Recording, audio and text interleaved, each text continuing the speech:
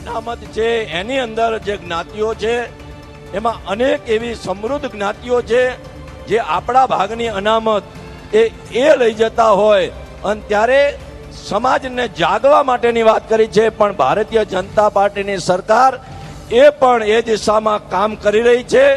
અત્યારે વસ્તી ગણતરી 2011ની વસ્તી ગણતરી એ ચાલી રહી છે, વસ્તી ગણતરી થઈ રહી છે, અને વસ્તી ગણતરી થાય એની અંદર જાતિવાર વસ્તી થાય, અને એની અંદર શેડ્યુલ કાસ્ટ અને આ ઓબીસી સમાજ એને જાતિ આધારિત જેટલી જેની વસ્તી જેટલો જેનો હિસ્સો એ પ્રકારની અનામત મળે એ દિશામાં સરકાર પણ એ કામ કરી રહી છે। પીકે પરમારે આજે રાહુલ ગાંધીની વાતને કે વિચારને સમર્થન કર્યું છે, આવતીકાલે કોંગ્રેસને સમર્થન કરશે, શક્ય બનશે તો કદાચ કોંગ્રેસનો ખેસ પહેરે તો અમને કશો વાંધો નથી।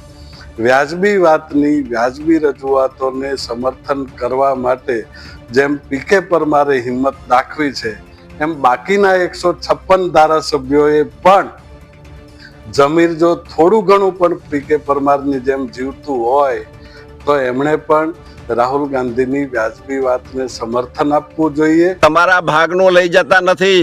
ખરેખર આ જે સરકારે પોલિસી જાહેર કરીને એ સામાજિક શૈક્ષણિક રીતે પછાત વર્ગને ઓબીસીમાં લેવામાં આવ્યો હતો, એમાં એ નાડોદા રાજપૂત સમાજ હોય, કારડિયા રાજપૂત સમાજ હોય, ભાથી હોય, ગુર્જર હોય યા ચૌધરી સમાજ હોય, આ કોઈ અણહકનું લેવામાં રાજી નથી। આ તો એમના હકનું છે, અને તમે આવા સમાજને ટાર્ગેટ કરી અને સમાજની અમુક સમાજની વાહવાહી કરવાનું કામ બંધ કરો।